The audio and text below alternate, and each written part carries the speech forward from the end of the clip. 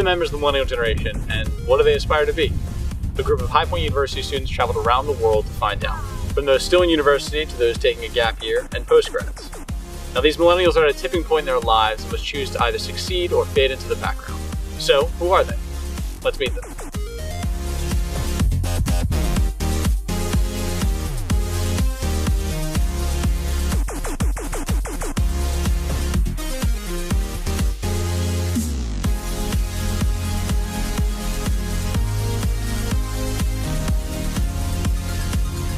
Hey Anna, how's it going today? Hey Sam, fine, thanks. Alright, so tell me a little bit about where you grew up. I grew up in Olomouc. That's a small town in Moravia. And I lived 2.5 years in Ireland and half year in Germany, Okay. which was great. Yeah. So, what do you study here in Prague? I study marketing communications and public relations at Charles University. Hey Steppa, how's it going? Yeah, quite okay. Alright, good. So, tell me a little bit about where you grew up. So I grew up in a small town close to Prague. It's approximately 70 kilometers east of Prague. Where are you studying? I'm studying in Ústí nad Labem, and the name of the school is University of Jan Evangelista Purkyně, Faculty of Art and Design. Okay. Why don't you introduce yourself to all of us? I'm Lauren, Do you have a last name? Lauren Haslett, and go to Winchester Uni. And where are you from? I'm originally from Kingston in Surrey, and then we moved to Hampshire when I was 8. My name's Alice McGann. I come from Brentwood in Essex, so that's sort of about an hour outside London. I went to a really small school. There's probably about 120 pupils from beginning to finishing year, which is sixth form. I started work when I was 16 in London, which I absolutely loved. And then I took a gap year because I wasn't really sure what I wanted to do, and that's why I'm at uni this year instead of last year. My real name is Sven Andreas Nervik Oppegård. Okay. And where are you from? I'm from Norway. Where in Norway? I'm 1 hour outside of Oslo. And what is your course of study? It's business. Business. All right. So what do you want to do with that? Oh, I have no idea yet, but it's like an opening for many things, so... I'm Alex, I'm 18, I'm from Scotland, and I'm doing archaeology. You're from Scotland? Yeah. I Revelation! Are you really? Yeah. Oh wow, I didn't know that they're from England. No. Oh wow, well, where in Scotland are you from? Inverness? Like way north. Way north. Way north? Way like north. cold? Oh yeah, very cold. Lots of snow, lots of mountains. I'm Jordan Osborne. I'm from Borden, Hampshire. Are you related to Ozzy or Sharon? No, different spelling, unfortunately. Okay, and you're in your gap year, that's right? Yeah, just working, chilling, making money, you know, and so I can get prepped for uni. You know, in America, it's pretty uncommon for students to take gap years. So why don't you just tell us a little about that? Basically, it's a year out to go traveling or just figure out what you want to do, which is what I wanted. I just wanted to figure out what I wanted to do with my life. What is your actual course at uni? My course is criminology and archaeology, which is nothing to do with TV, but I was told to just do a sort of a decent degree at a decent uni and then come back because I already had the experience. First I studied graphic techniques at the Faculty of Chemistry and Technology. It was only a bachelor degree, and then I studied bachelor degree as well, but photography, and now I'm studying photography master degree. Yeah, it's mandatory in Norway to go into the army for 1 year, but you can choose different places, so I chose Russia. And how do you think that affected you as a person? Like, did you enjoy it? Did you learn from it? Yeah, I enjoyed it a lot. I think you learn yourself better, like, and when you can push your limits, like physical and psychological too. Well, my dad works in the RAF and was a navigator and is working on planes. Is that the Royal English Force? Royal Air Force. Oh, the Royal Air Force. The Royal Air Force, Okay, yeah, just making yeah, sure. yeah. Oh, RA, Royal Air not Force. RE, got it. Oh wow, that's really cool. It is really cool.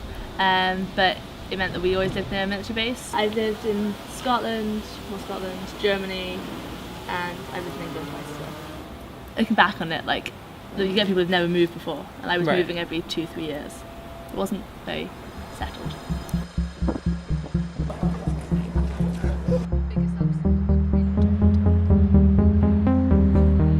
So they know where they've come from, but do they know where they're going? Many say that millennials focus on passion over paycheck, that they choose jobs that they care about over just going in for the money. Now, 50 years ago, the American dream was 2.5 kids and a white picket fence, and while those traditional standards may be changing, love may not be lost after all. Imagine yourself 10 years down the road. What do you see yourself doing? I should say I see myself with family, children, and my husband, but it's kind of hard to imagine at the moment. What I can imagine is having a fulfilling job, earning enough, enough so that I can afford anything anything I like.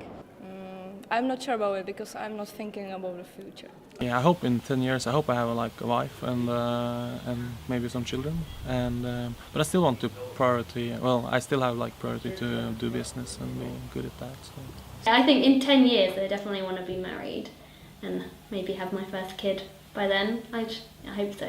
It's probably going to be quite expensive, but I would like to get married, have a big family, but still work if possible.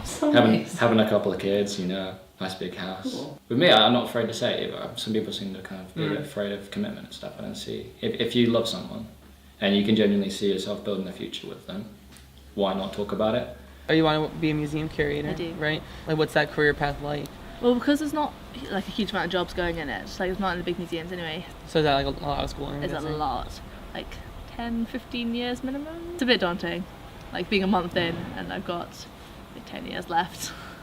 That's crazy. Wow, I didn't think it was that much schooling either. Yeah. Wow. Yeah. So you're looking forward to it, or you? Oh, I'm so excited.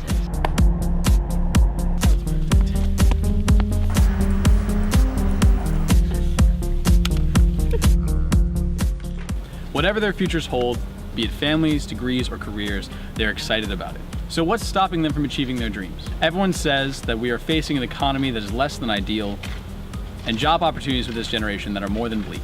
However, millennials are also generalized to be entitled. So, in this situation, what is the biggest obstacle? The circumstances or ourselves? So, what are some of the things that are stopping you from being a good photographer and kind of achieving that happiness? I think staying here in the Czech Republic. I would like to stay here, but there is a little bit problem if you want to be good photographer, do good job. So it's quite difficult here. There are some cultural difficulties between, some in England and Norway, but the rest of the world too. So. What do you think those are like? Have some examples of that? I think it's kind of maybe more racism in Norway. Learn the language because Norway is such a small country, and if you want to do business, you need to expand your language. I've already found being at uni that money is kind of a problem. So I'm having to go out and get a job, and because my parents are sort of if you want something, you have to go and do it. So I think that apart from being motivated, you need to be funded in a way, even if that means you have to motivate yourself to get money. It's being comfortable, not stepping out of your comfort zone. Gotcha. Because my ambitions are high or big, and I know that if I want to achieve it, I need to step way out. Gotcha. And so that's the biggest obstacle, not really heading there, In years gone by, if you were applying for a job, maybe you'd be fighting off maybe 10, 15 other people for that same job, which is difficult enough. But I've seen in newspapers and things like that. If you're going for one of the high-end jobs, you're going to be battling with another 85 people. The main thing is going to be competing with so many other people for just a handful of jobs. You hear of so many people who've done archaeology degrees and then just ended up doing nothing related to it. So do you have a plan B? Do you know what you would fall back on if it doesn't work out? I'm just kind of focusing on the archaeology. Yeah, and I would too. I don't want to put myself down by not thinking about it. So. Right. I've never really sort of thought about not getting there. So that's good. You're motivated, man. Yeah. So I don't really know. So I would like to be a good photographer. Okay. And be happy and healthy.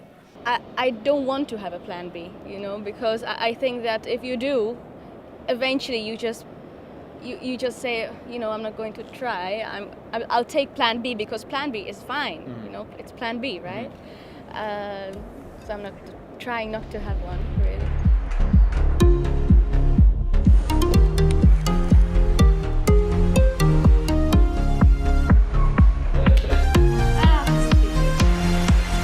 So there you have it. 7 different perspectives from 7 different walks of life.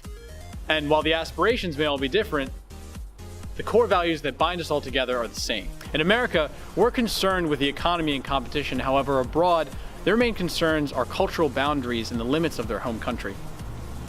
Now, in both places, we're all striving for the same thing: to balance the work and home life, career fulfillment, and ultimately happiness. Now, the naivete of the millennials is viewed as overly positive. However, it is that naivete that will shape the future, as previous generations have done before. So, in many ways, tomorrow is Millennial Aspirations.